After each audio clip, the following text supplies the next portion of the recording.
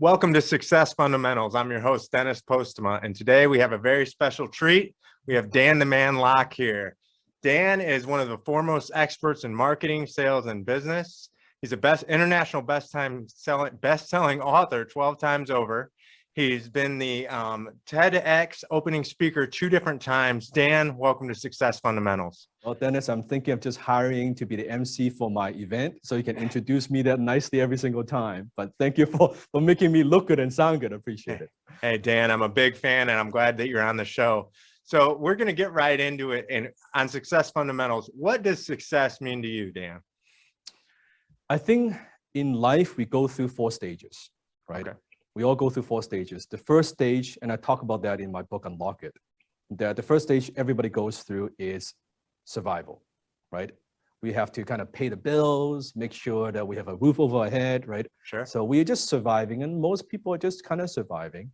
And then the next stage, you have what I call security, right? When you have security, you've got a nice, decent job, you've got a little house, you've got a little car, right? It's what most people would call middle class, right? Which is 95% of the population, survival, security. And then a small percentage of the population will evolve and go to what I call success. Okay. Now, the difference between success and security, my definition is, when you are successful, you don't just have everything you need, you have everything you want. There you go. You don't just have a car, you have the car, right? You don't have a house, you have the house that you want, right? You don't take a vacation, you're not flying economy, you're flying first class. Right? You're not staying in Motel 6, you're staying in Ritz-Carlton, you know what I mean, right? So you have a lot of extra, right? And I was stuck in success for many, many years in my life because I thought that was the pinnacle, right? This is what everybody's aiming for. Right. What I didn't know is there is one more level, and that is significance, right? I love it. Success is getting what you want. Significance is giving what you have. Giving what you have, it could be your skills, your knowledge, it could be money, right? But you're giving back. I know it sounds so cliche. It's like, oh, you're giving back, or you make the world a better place. But that's significance, because as significance, you don't have to worry about survival, security, and success anymore.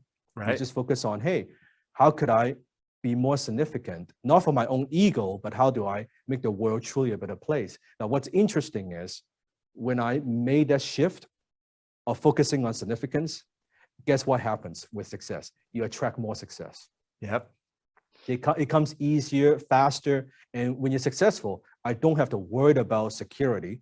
I don't have to worry about survival. I never have to worry about that ever again in my life because I just focus on significance. And you don't just get the success, you get the fulfillment, you get the joy, you get it all. You get it all. So that's how I would define success is getting what you want, but significance is giving what you have. I love that. Is such an amazing definition, because I just did a magazine on legacy planning and going through that. And when you get to that point of you've put in the hard work, and that's really what the show is about, Dan. This is about fundamentals of success. I want to go back to that because that's one of the best definitions I've ever heard.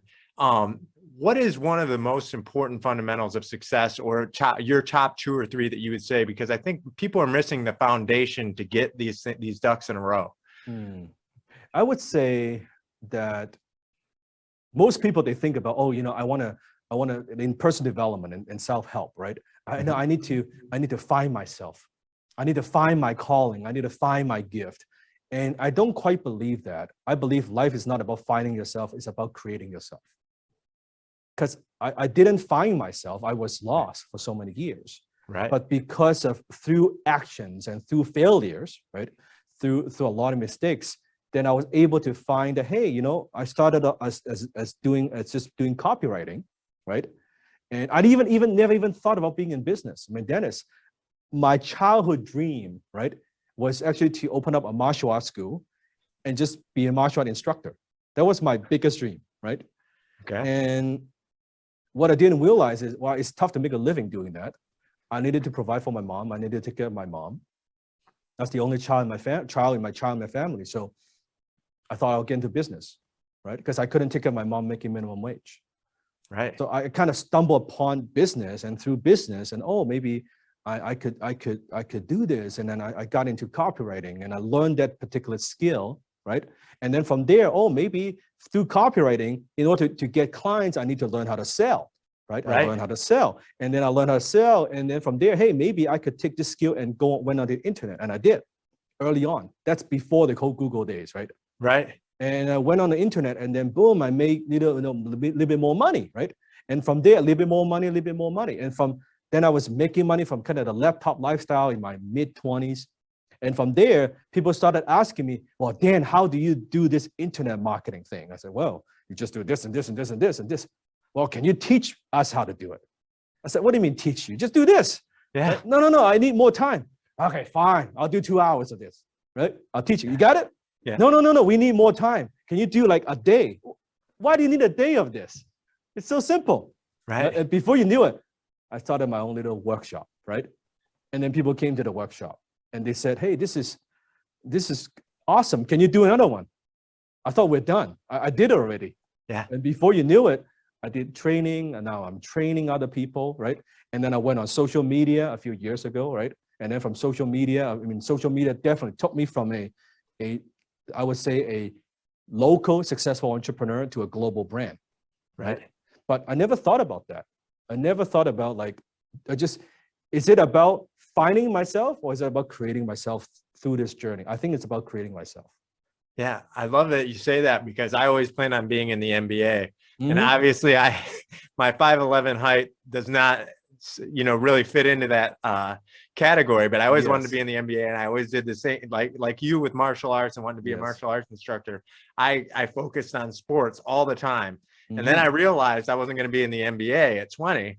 And I was like, okay, well, I'm just going to I answered an ad while I was going to college, got into business and very, similar stories, but then got into business, kind of fell into it. And then I put all my love towards sports into business.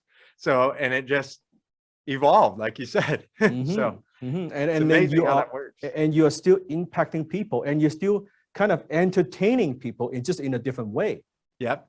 So you're still utilizing your gifts, but not the way that we thought about it, right? Kind of like when I had the goal of opening up a martial arts school, what I didn't realize is I have a teacher's heart.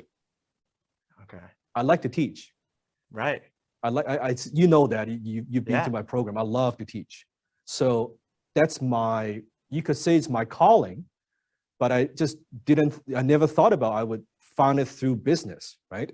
Yeah. I never thought I'm still teaching. It's just a different topic. Is that part, Dan, is that part of the significance part? Because I feel that a lot with once you get successful, I always tell everybody it's no fun on a yacht by yourself. No fun. There's just something inside you that burns to teach other people how to get where you're going. I believe I did this exercise with like one time I was doing a training, right? I was kind of taking people through this process, doing a live event. And I said, everybody, I want more money, I want more success, right? Why do you want it? And they would make a list of why they want it. I said, let's do an exercise. And this is a powerful exercise for your audience, for your listeners. So imagine you have $1 billion, pinnacle of success, more money than you could spend in this lifetime, $1 billion. And I said to them, what are you going to spend that money on? Some would say, oh, I'll give, some to my mom, to my family, and buy them a home. I said, okay, so what kind of home? $5 million home. Okay, what else? Well, I would buy a car. One? How about two? Okay. What kind of car? I want a Ferrari. How about 2 Ferrari? Okay, $500,000. What else you want, right? After you go through all that, and they realize, I still have 900, how many $1 million left. I said, what are you gonna do with that money? And almost without exception, here's what's very interesting. They say, I want to utilize that money for a bigger purpose. Every single person. So I think it's wired in our DNA. Once we take care of ourselves, the kind of basic necessities, and we are successful, we have everything we want. You have the house, you have the boat, you have the car, you have the vacation. I mean, how many beds you can sleep in, how many houses you can live in, how many cars you can drive, right? How many watches, how many suits you need. Yeah. It gets boring. It gets bored. So when it gets boring, then what's next? Do you think, Dan, because I think we're very similar in this aspect, and we mentioned this before, do you think that comes from us having great mentors and us wanting to pass the torch? Yes, yes. Because I think because both you and I have similar values. When Right. we know, not just know, when we have great mentors in our lives Right. and they impact us in such a profound way. In some way, we're like, hey, we're okay. Yeah. Maybe we can help this, we can pass this on to some other people. And you notice in all my training, and you've gone through some of them, I don't hold back. I Right. don't, let me teach you a little something and kind of tease you, but I don't really teach you everything and kind of hold back. I don't do that, Yeah. right? Because I don't look at other people's successes as like taking away my success, right? The way I see is always like, imagine we're in a very dark room, right? I have a candle, you have a candle in your hand. If my candle is lit, if I light you up, I light him up, I light her up, right? It brightens the room. It doesn't take away from my light and my brightness. Right. It doesn't. So I like to give, like one of the happiest thing I would see, I love to see, is I seeing my clients, my mentees, right? They're more successful than me as a teacher. Right. Wouldn't you want as a teacher, would you want your students to be more successful than you? Right. It's not like, oh, I'm always to be there. No, I want them to be more successful, right? That's the validation of my methodology, right? So I no longer compete in terms of, oh, who's making more and who's like, no, I'm happy.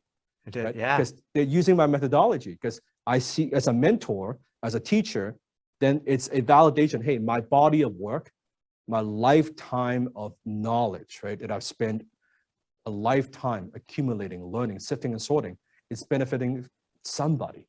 Yeah. That's awesome. Like, And they don't have to make the mistakes that you've made, right? Yes, exactly. And they still make some, hopefully Sure. less. Yeah. Right? Oh, yeah. Hopefully That's less. always the goal, right? Yes. So I see that this you could say this is my calling. So I like to teach. I'll continue to teach.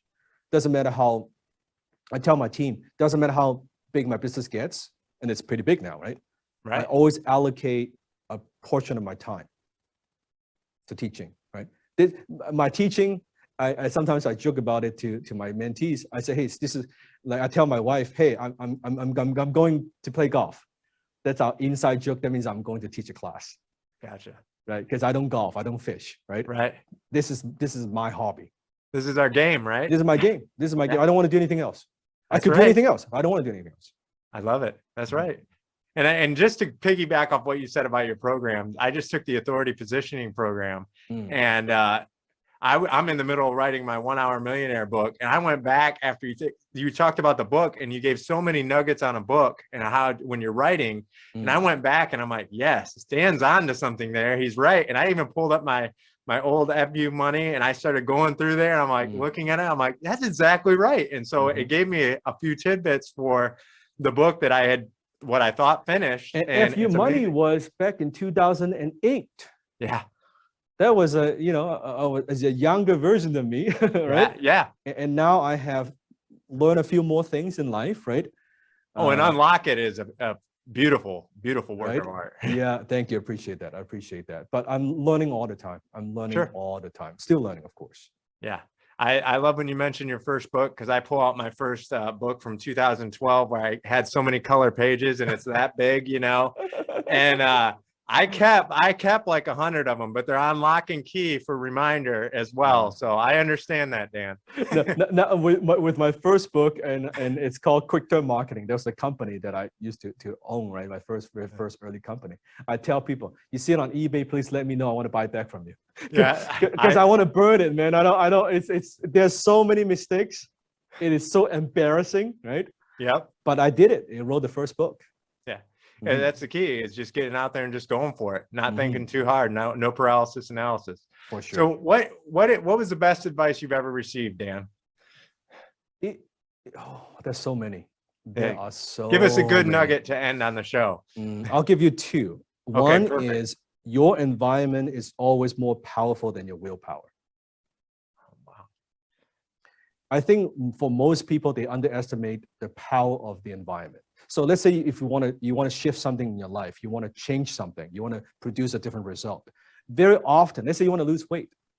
Right. Oh, I'm going to get on a program, I'm going to join a gym, I'm going to get on a diet. And most people, they rely on their willpower to make it happen. And usually, as you know, Dennis, most people that set a goal to lose weight, do they lose weight? Absolutely not. No, right? No, because they are relying on their own self-discipline. Right. Versus the way that I have done in my whole life that works. And by the way, just recently, I've lost about 30 pounds, right? 30 pounds, right? In about a matter of 6 months. Nice. This works in business, this works in weight loss, this works in anything in life, in success. Your environment, who you surround yourself with. So instead of thinking, let's say you want to lose weight, instead of thinking, what do I need to do to lose weight? How do I lose weight? And then they go shiny object, right? Let me read this diet book, let me do this, let me buy this gadget and machine and all these things, versus focusing on who. I love it. Most people, they focus on what and how. Higher level entrepreneurs, we focus on who. Who has produced the results? Who has done it? Who could help me? Who can make an introduction? Who has customers that I already want, right? Who has made the mistakes? Who could help me? Who could I hire? Who could buy me speed? When you focus on the who first, the how and what, they take care of themselves. If you have a business and you see the same problem again and again, like how come this problem keeps repeating by itself? I could tell you it's not a what problem, it's not a how problem, it's a who. You have the wrong people in the wrong seat. Wow. When you replace that who, suddenly, oh, how come my business kind of works? Like it kind of works, right? So I tell people, I said, you don't have sales problems. You have salespeople problem. You don't have people problem. You have leadership problem. You don't have marketing problem. You have marketing people problem. You don't have customer service problem. You have customer service people problem. You shift the who, everything changes. And that ties to the second thing is proximity is power. We've heard of it, but people don't do it. Wow. Who do you hang out with? Yeah. Do you hang out with, I look at who I am today. I look at who I hang out with today, right? I look at who I hang out with 10 years ago, right? And I look at my mentors. The mentors I have today, right? Quite a few of them are billionaires. I learn from billionaires. I hang out with people at a different level because I know proximity. I don't have the answers. Yeah. I don't know how, but I know by being in proximity, something would click, something would hit, relationship sparks would something would happen, and it would change everything. And it always does. It always does through that proximity. When you're at 1 million, let's say you're doing 1 million a year, you hang out with people that are doing 10 million, you can't help but change. You have to change. Yeah. Not by force though.